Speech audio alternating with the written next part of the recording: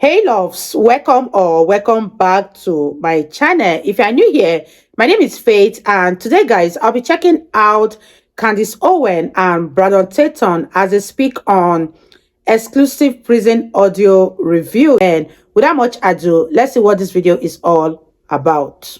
Happiest of Fridays to everybody. The season finale of Convicting a Murderer premiered last night. So today I am joined by my friend and former police officer, Brandon Tatum, to discuss the finale. And Brandon, I think before we even get into the content of this episode, we have to start with the opening of this episode, which is my favorite thing ever. The fandom surrounding Steven Avery. This wonderful musician, this beautiful song that this man created because he believed in Steven Avery's innocence. Well, let's roll the tape. So let's keep talking about Avery. Yeah, let's keep talking till he's set free. Oh, you just listen, I think you'll see why it matters. Oh, really matters.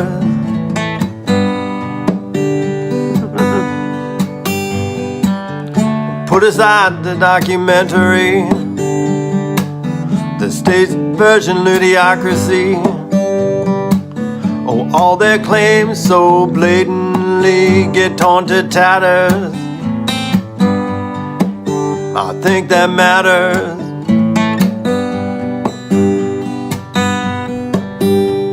My name's Stacey Seabrook, and I'm from British Columbia, Canada, and I've been following the case since 2015. January 2016, really, and since then I've written about 17 songs, just making a murderer, Steven Avery, Brendan Dassey related. I really do. I think it matters. This documentary not only resonated in America, this was without a doubt an international success. There were pockets of the world that really, and to this day, are still very much active in posting about the case. I am still struck by Making a Murderer's impact, how it was able to influence so many people in such a big way. My name is Mark Hoddenott. I'm from Australia, and I'm here for the rally. There are supporters of Steven Avery and Brendan Dassey that are hosting rallies, which, by the way, are still going on in front of Manitowoc Courthouse nearly 8 years later. My name's Mary. Steven Avery will call and they'll all sort of pass the phone around like he's a celebrity. Some of those supporters are actually traveling from thousands of miles away. Think about that. I've travelled from Galashiels in the Scottish borders, a train up to Edinburgh, a flight from Edinburgh to London, the City of London airport to Heathrow by public transport, then another plane from Heathrow to Chicago and came here. So it's definitely been planes, trains and automobiles. Then there are the supporters who pay for billboards all around Wisconsin offering $100,000 for more information leading to the arrest of Teresa Halbach's murderer. And it's really important to note here that that $100,000 is coming from the supporters' own bank accounts. They're willing to pay that. I'm here to support Steven and Brendan and all their families, as well as to make sure justice is brought to this case. They want to be part of a bigger purpose, part of being able to help this innocent man in their eyes be released from prison. It's a bigger mission than just free Steven and free Brendan. It's about the different people all over the world and in this country that are wrongfully accused. I said it matters. It really matters. Brandon, you know, I couldn't help but notice there were no African Americans, no Black Americans, no Caribbean Americans in this clip. What's your take on what we're watching? What's happening here? He took a boat, a plane, a train, like green eggs and ham, to the other side of the world. They doing too much. That's all I'm saying. They are doing too much. I am convinced people are crazy.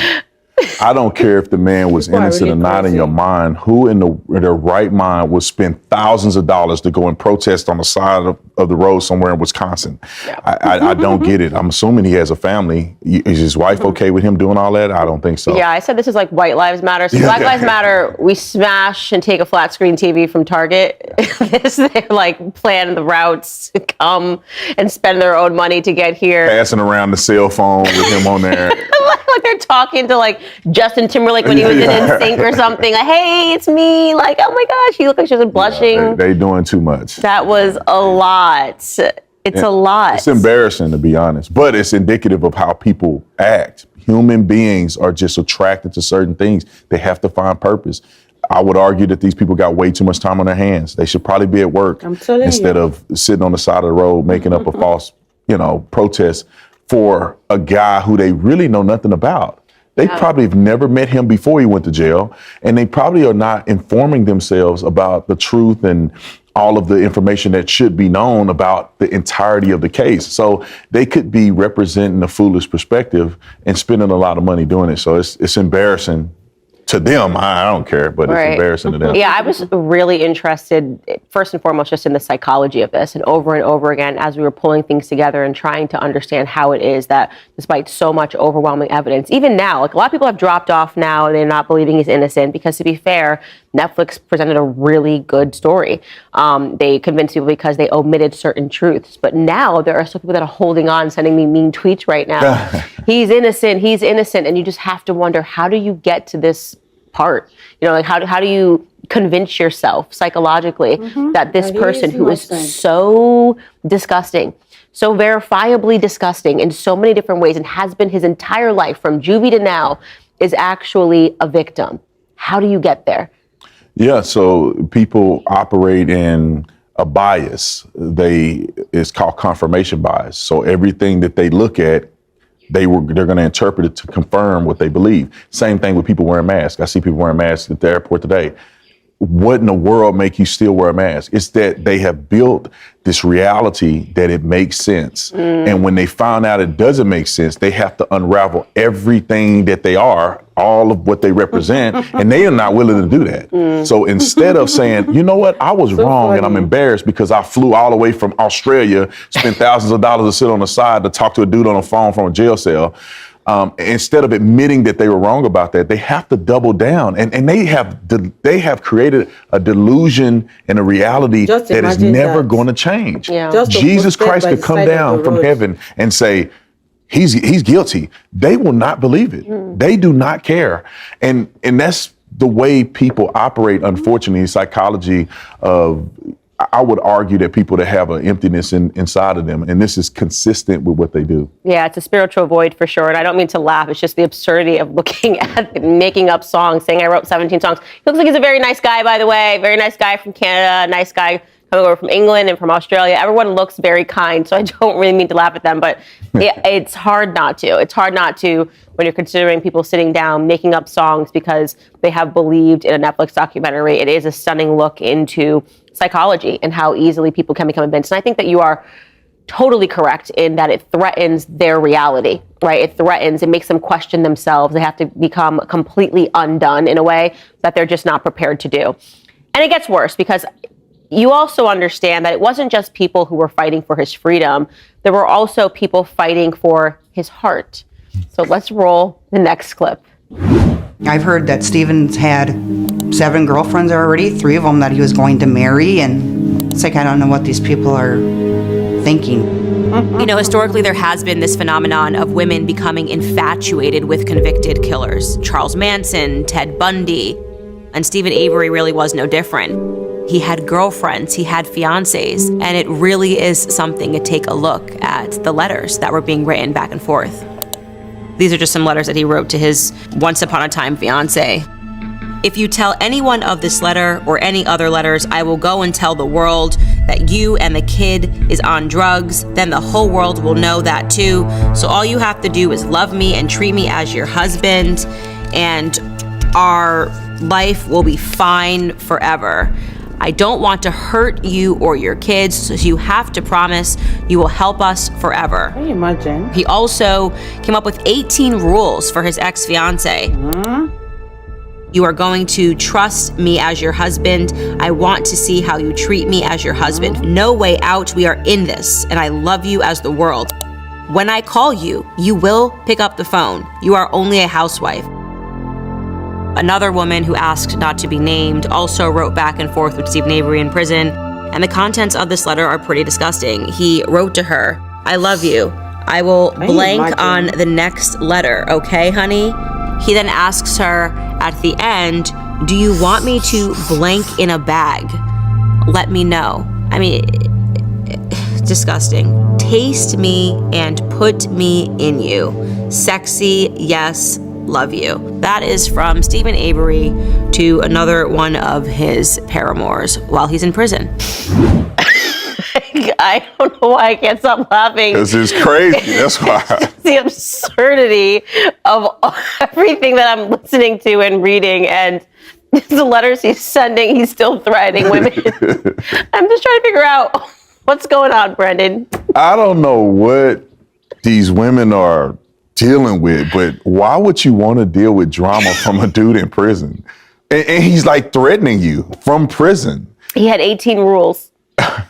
Like, is there a shortage of good men in the world that you are engaged to a potential murderer who's abusive through jailhouse letters, and these women are willing to still deal with that drama? It's crazy to me. He can't even touch you. He can't even really talk to you whenever you want him to, and they still dealing with the drama. And then he talking nasty to him, like they gonna actually.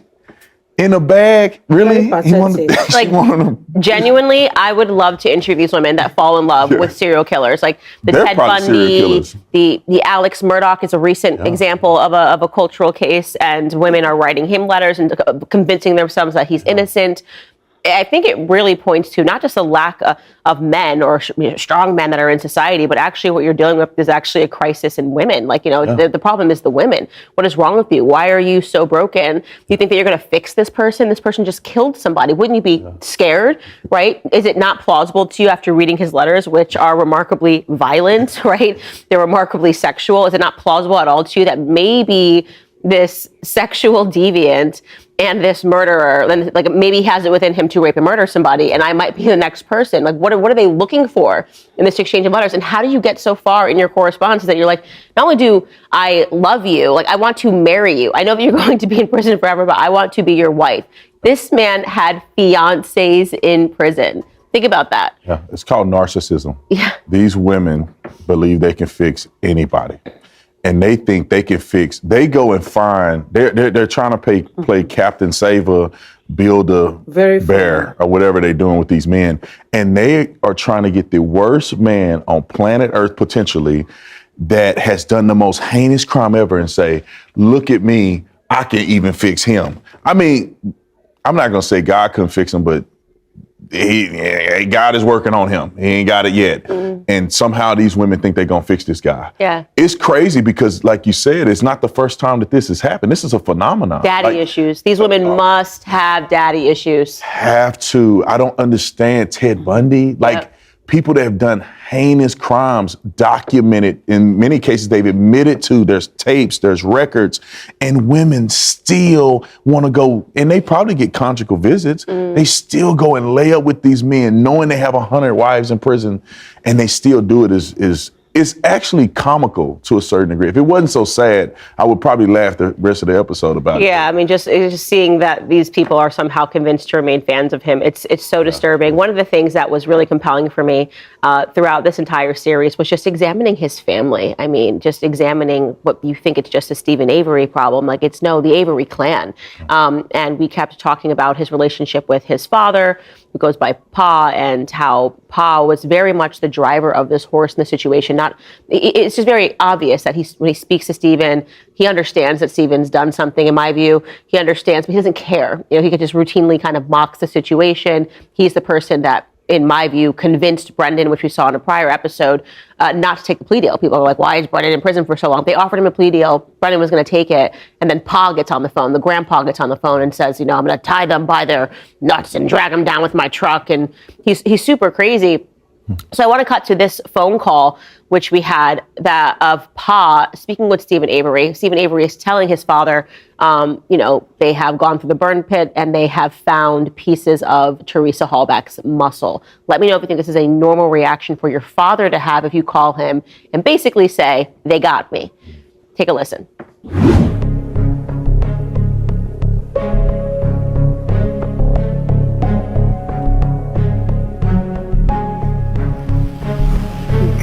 The lawyer said they got muscle. They got nothing? They got muscle. Muscle? Muscle? Yeah. Muscle from what? In the pit. From her. From her. It matches her. Muscle? What kind of muscle? From her c***? I don't know. It's got to be the worst thing, the worst prison phone call that I've heard, and that's actually saying a lot. What decent human being would ever say something like that regarding an individual who had been murdered? Brandon, I mean, they're laughing, and his father is saying, is that from her C word? And then they have a giggle, and his mom giggles, and Stephen giggles. And they're talking about evidence that the police officers have found in the burn pit. Yeah, the craziest thing about that is that they're on a jailhouse call, which they know is recorded. So if you are as brazen as they appear to be, which means you're going to joke about potentially this woman's muscle, even if Stephen Avery is remaining that he didn't do it, whoever he think did it, the girl's dead body is still there, and there's pieces of her body that a normal person wouldn't make fun of because you would still feel sorry for her, even if you didn't do it. Right. You'd be like, well, it's still sad somebody killed her, and pieces of her muscle is found on my property. I still feel some type of way on a recorded jailhouse call. I mean, the audacity and the brazenness of the conversation is telling. Them joking about sexual stuff indicates to me that maybe this is a consistent thing. This is how he was raised. His daddy is just as nasty and dirty and sexualized as he is, to find that, potential muscle from a person's genitalia is somehow comical. Right. And so I think it speaks in volumes to a certain degree. If somebody is looking at this to want to really evaluate what kind of people we're dealing with, I think a rational person would make fun of that. And they definitely wouldn't do it on a recorded phone call. Right, and when you go through just the criminal history of all of the Avery clan, there's so many instances of pedophilia, sexual deviancy. I mean, we talked in previous episodes about just his porn collection, how he so comfortably says, like, oh, I was just in the room watching some porn. Like, he's clearly a porn addict, doesn't even view it as anything weird, and those sorts of things can create sexual deviancy down the line. And so when I hear that prison phone call, first and foremost, if you're still part of the deluded few that believe that he is innocent, when you find out that they have found muscle on your property, you'd be incredulous. When you told your dad, he'd be equally as incredulous. How did that get there? What do you mean? How could that possibly have gotten there? What's going on here? You're not just going to be like, oh, did you find a piece of her C word? Ah, ha, ha, ha, ha, ha.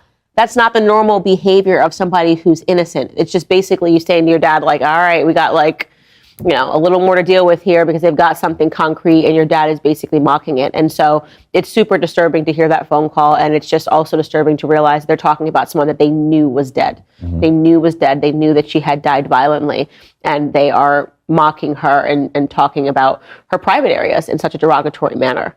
Definitely one of the grossest prison calls that I've heard. We also have this exclusive audio clip, and this was something that we didn't actually include in the docuseries, and this is Ma. So just to be clear, Ma is Dolores Avery. She was just on the phone call that you just heard. She was also cackling and laughing as he was talking to both of them at the same time. So really good people, and they're going to keep continuing to be good people in this clip. Take a listen.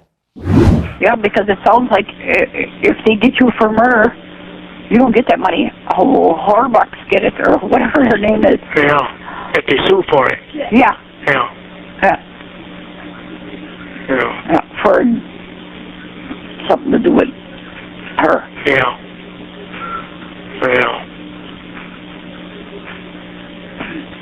I think she took off with that. Yeah, that Nick she was seen with. That ain't my mom. Wonderful people, the Avery clan. Definitely the kind of people that you want to write songs about. Pick a member.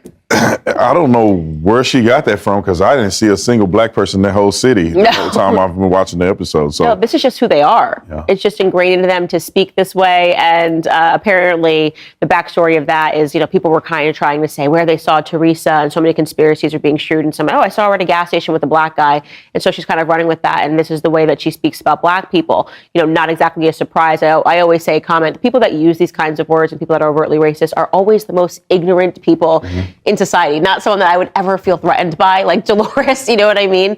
But it's just stunning, because when you read these Reddit feeds, people were convinced by the Netflix doc that this was like a close-knit, which they are close-knit, thicker than thieves, but like loving family, right? This poor family just trying to get their lives back together. The ma, the pa, they care so much about their son. How can this be happening? And again, just the complete wrong picture of who the Avery clan actually is. And I think it's based in a lot of delusion, because like I said, I watched the original documentary, and if you watch it and you have any type of intelligence, you can tell that there's something not right. There's no way a person gets that deep in the trial, gets convicted by his peers, and there's nothing there. People just don't do that. Like, innocent people just don't go down that path. And I've always had this idea, being a former police officer, is that normally people are wrongly convicted. A lot of times those people are wrongly convicted of that case, or maybe they just can't find enough evidence for them, but they probably did other stuff. It's not like some random person living wholesome their whole life and then they get caught up in something. A lot of times it's people living a degenerate life, and that degeneracy leads them to a place that they probably should have never been, and they got caught up in something. And the same thing about Stephen Avery. Like, oh, he was just so innocent. He did 16 years, he was gonna do 30-something years in prison. But if you look at his history, he had been doing things that he probably should have went to prison for a long time ago. He had potentially been sexually, assaulting people long before that. Maybe that's not even recorded. And so when you see that and you watch the documentary, you use your common sense, you say, yeah, it is compelling to believe that he may be innocent based on the documentary, but use common sense. It's always two sides to the story. Documentaries like that one normally take a side. So you understand that they're taking a side, there has to be another side. And most people don't get caught up like this and get so deep into a trial after being wrongly convicted the first time. It has to be something there. But these people are operating in confirmation bias. So they will look at anything that leads down the path of confirming what they believe and not looking at the truth at all.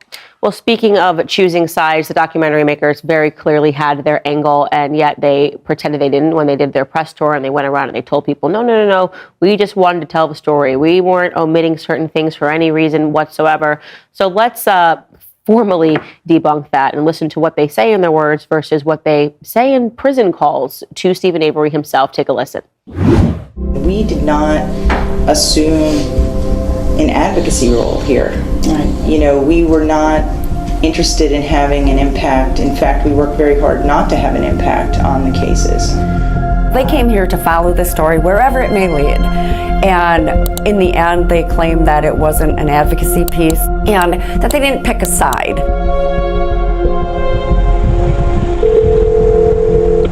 Hello? This is Steve. Hi, Laura. How are you? All right.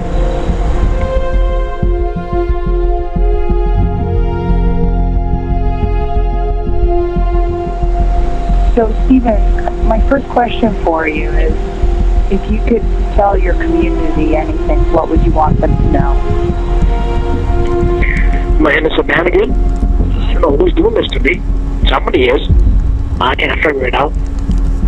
They were really there to determine if there was a problem with the criminal justice system. I hear what you're saying, and I believe what you're saying, and I feel for you. In the very first interview that the filmmakers did with Stephen, Laura Ricciardi tells him that the reason that she wants to do the film is because she believes that it will help him in some way. Well, I hope you can remain strong and hopeful in there. I hope that what I'm doing with this film helps in some way. I really believe that it will, and that's why I want to do it. Thank you. My pleasure.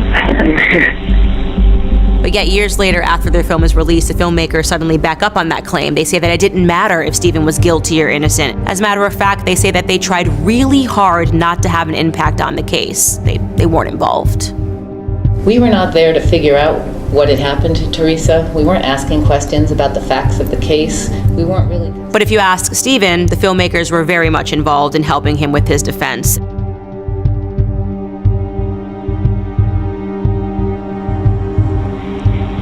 Laura, she's doing a good job. She's doing a lot of investigation. And she's doing more than the public defender and my investigator. Oh, I thought you were just going to make a movie and that was it. No, she's going to make it, but she wants the truth. Well, then that's good if she's investigating. Yeah, she's finding out a lot of stuff. They were looking into things for him. That thing from Milwaukee? Yeah. She's going to go into it further, and it sounds really good. Who is? Laura? Laura's going into it. I can't say too much over the phone. Yeah. But it's all about evidence. When we learned or believed that they were sharing information with the defense attorneys, I subpoenaed their work. Yeah, she's going to give everything to the lawyer and everything. They're now not media anymore. They're now an investigative branch of the defense. The filmmakers said over and over again in interviews that they were not journalists, because journalists report the news, and they're simply storytellers. They're filmmakers. They don't have to follow the same guidelines the media does. I don't consider myself a journalist. I consider myself a filmmaker. But yet they still claimed journalistic privilege in 2006 after the prosecutor subpoenaed them for their footage, because he suspected that they were, in fact, giving information to Stephen Avery's attorneys. We had to hire a lawyer and try to essentially quash that subpoena. And they won that argument. The judge ruled in their favor that this was journalism. They would not have to turn over any of that because he couldn't find anything that showed that they were any type of arm of the defense. They weren't investigating. We had very clear boundaries too. We did not talk about the facts of the case. We weren't investigating the crime. Hello? Yeah? Did you talk to that new guy? What Chucky just found out? No, I'm going to call him when we get off the phone with you. Your mom just gave me his info. Okay. Don't worry, we're on the case. Okay. We're on the case. You want to talk about the justice system being corrupt? It's realizing that these two documentary makers basically got away with everything. You go back and you really understand what happened to these police officers, how their lives were ruined because of a documentary, how they sought to prove that they were defamed in this documentary, they lost, how they sought to prove that these women were on a press tour saying, we are not journalists, I'm documentary makers, and then presented the exact opposite evidence to the court, and the court just accepted that they were flip-flopping on that narrative. And that's really the place that I see the most injustice happening in the court system. It's just the fact that Netflix and these documentary makers got away with it. And later on in this episode, we show Netflix's emails that they, even though they said they had nothing to do with the documentary, they received awards for editing. Actually, Netflix received awards for editing. They were sending emails saying, we want the family to look close-knit. We want this person, like really directing it like it was a play. And no consequences for Netflix, no consequences for a documentary maker other than making, having millions of people watch it and obviously making a ton of money. That's the consequence. And that to me is such an injustice. Yeah, 100%. I mean, Stephen Avery was their meal ticket. Mm-hmm. So of course they want to make him look good because he's the underdog. Everybody wants to see the underdog win, and it plays on the emotions of the American people, or people all over the world. Everybody wants to see the underdog win. This was a perfect story to make an incredible amount of money, and I don't think they cared about him no more than to tell him what he wanted to hear and make the documentary compelling enough so they can make a ton of money. And I think that's all it boils down to. And they know that people are gullible. People are gullible to certain storylines, and they exploited that tremendously, as I found out, watching your documentary and comparing the two. And that's all it is. Of course they lied. That's a lot of money being made. That's a lot of popularity. The court system, somebody knows somebody that knows somebody in that small town. I'm pretty sure they can get away with murder just about in that town related to what they were doing. So I'm not shocked. I'm not surprised when it comes to these big conglomerates and them making a film and making it so global like they did, that they're not going to get in trouble for it. I think the suspension of morality for business, okay, I guess I can understand that in this capacity for Netflix, because they were looking to grow their company very quickly. But I am struck by it when it pertains to the two women. You got these lesbian documentary makers who essentially reburied Teresa. Like, I said, it felt like they killed her in the afterlife. I just don't know how, as a woman, and I hate to say that as a woman, but I really do mean that you could understand, be this close to the trial, understanding exactly what happened to her, understanding that she was raped, understanding that you saw the full confession tape that you didn't show your audiences, that the 16-year-old said he just wanted to see what sex felt like, that his uncle was high-fiving him and, telling him, good boy, do you want to see what it feels like? How you can know all of that, have access to all of that, understand that she was then not just, raped, but she was shot, that she was burned. And you go out and you make this documentary and you know that her family, who not only has to deal with this tremendous amount of grief, right, of losing someone that they had for 25 years, who they loved more than anything, but now they have to deal with this second tidal wave of grief because people are convinced that there's some conspiracy here, that she's maybe still alive, that, you guys are working with the police, that you staged this, that she never existed, however crazy it is. Like, how do the documentary makers put their head on a pillow at night? Because that's what I always say in politics. For me, the most important thing, whether people love me or hate me, is that I can lay my head on a pillow at night and know that I told the truth, right? And they don't have that urge at all. Yeah, I mean, it's the type of person, and I bet they're leftists, in my opinion, that they don't care about that. It's irrelevant. Thinking back on it, you brought up an incredible point. Watching the original documentary, I don't ever remember the focus being the young lady that was murdered. No. All of it was Stephen Avery. All of it was surrounded about, was he innocent or guilty? But the horrific truth that this woman was murdered and the way she was potentially murdered, body burned, charred, and her bone fragments and her cameras and stuff were all burned in a barrel on his property. He lied. People were potentially raped her, and the confessions. And I mean, this is, to be honest, it would have been good for her to gear the story towards the young lady who had been murdered. That should have been the focal point. But instead, it was the sensationalized one that's going to make everybody rich. And these women don't care nothing about that woman. Unfortunately, that's my opinion about it. I don't know these women, but it doesn't appear that they care about that woman. And it's very sad because there are other people involved in this that's not Stephen Avery fans that are on the other side that are just dying inside every time they see this. And the young lady and her family was from that, I think at least that town or near that town, and they have to potentially drive by and see them still holding signs and saying that he's innocent and billboards. It's horrific. It reminds me a lot of the way that they did George Floyd. And I don't want to rehash that, but imagine him having a statue somewhere and the woman that he conducted a home invasion on that was pregnant at the time, that she's probably traumatized over that, have to drive by and see a statue of this crackhead every time she go by. I mean, just reliving the pain is something that I think is shameful. I would love to see them apologize at least for that and say, we did a documentary, we did what we did, but we are apologizing if we offended the family of the person who was deceased. Right. And I am struck by that. I think their silence right now is profound. They know that this series is out. They've had press reaching out to them, asking them questions, what they think about it. And they're silent. And they're now broken up because they were a couple. They were a lesbian couple. They're now, no longer together. And I think that they probably have to sit and stew with that. And money is never worth it. That's why I always say, keep your morals intact, because the money is never going to be worth selling out, and especially doing something so horrific. We did explore who Teresa Halbach was in this last episode. I hope you guys enjoyed that. Talked about her goals in life, talked to her friends, talked about the fact that she wanted to be a photographer, and how much she loved taking pictures, and you get to hear her voice and her talking about how much she loves everybody. So I hope that everybody enjoyed that. We did not want to make the same mistake as documentary makers and forget that this is really Teresa's story, and she's not just a piece of this, and she is somebody who deserved justice in the end. And fortunately, because Stephen Avery and Brendan Dassey are locked up, she did receive that justice. I believe her family did receive that justice, and I hope that we contributed by unbrainwashing the masses.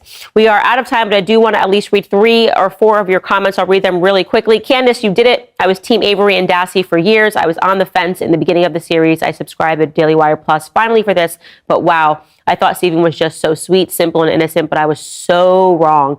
And Brandon, he really did do it. He could have apologized, did his time and been out by now. Shame his family is backwards and twisted. Candace, good work. Next comment, I wasn't the least bit surprised to learn about Stephen abusing Brendan. That was a huge drop. And Brendan was talking on the prison phone calls about how Stephen used to touch him too. From early on in this series, we've both seen and heard about his abusive tendencies. I absolutely think he threatened Brendan's life if he told anybody about it.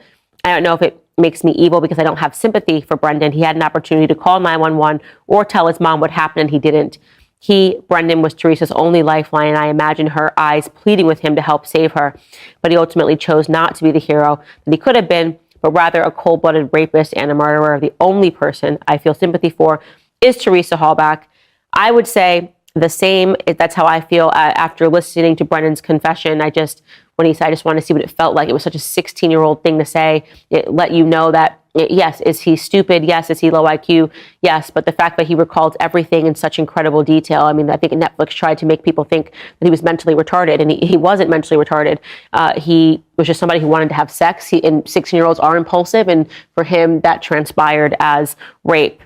Lastly, I believe Stephen abused Brendan and his cousins physically and even sexually. That being said, Brendan's mom did not protect him and did not tell him to take a plea. The opposite, in fact, but I believe Brendan is where he belongs, listening to the phone calls and the confessions. So we've had tons of you guys pouring in, telling us that I changed your mind, right? Just by showing you more information, which is always my goal, is to just allow people to make decisions, but give them all of the information. Don't leave things out because you want people to be tailored to your narrative or whatever it is. And this was something that was a challenge for me because people were really committed and they were like, stay out of this, Candace. We followed this for years. So I love hearing these comments. Brandon, your last thoughts. I almost called you Brendan Dassey. I'm sorry about that. Thank God. Your last thoughts. No, I think you did an incredible job. I was skeptical at the very beginning. I'm not going to lie. I said, I don't know how she's going to surmount this amount of evidence because the original documentary was very compelling. But I think that there was a lot of points during these series that really showed a different side of Brendan Dassey, showed a different side of Stephen Avery, just the fact that he had potentially a sexual encounter with Brendan Dassey and manipulated him. That was something that I didn't expect to happen. And that changes a lot. Even his communication with his ex or his ex-wife, or one of them where he was talking about he was going to kill her, sending the messages to the kids to talk to her through the kids. Happy Easter. When daddy gets out, I'm going to kill your mommy. Yeah, I'm going to mutilate your mom. Like, anybody that's an innocent man that have done that much time in prison for something he didn't do wouldn't come out and be a raging lunatic enough to tell your kids you're going to mutilate their mom. It seems like he is the person that obviously has been revealed, and I think you did a really good job. And that was a big challenge. Yeah. And I was like, Candace is my girl. Please don't go down like this. But I said, Candace, she must have a smoking gun at one of these segments, and sure you did. And I'm sure a lot of people, even my wife and other people that I've invited to watch, they've been like skeptical at the beginning, and now they're starting to see that there's a lot of room to question what the original documentary had presented. So good job, Candace. Thank you so much. And I will say this back at home, if you still think that Stephen Avery is a teddy bear, I challenge you to marry him from prison. You go for it. You go, girl or boy. You write him some love letters and keep us posted on it. Brandon, thank you for joining me. That is all the time that we have for today. Have a great weekend, everybody. We'll see you next week. Guys, that was such an interesting one from Officer Tatum and Candace Owens.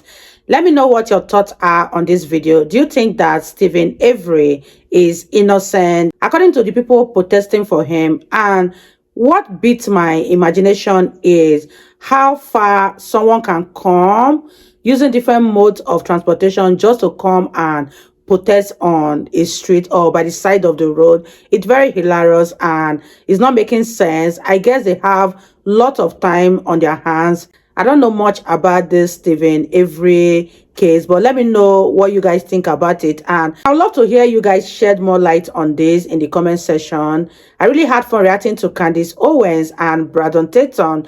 They both make a very good team when they come together to speak on a particular topic.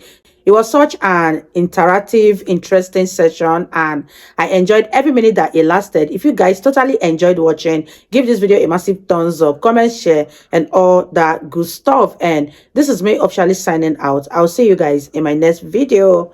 Bye, guys.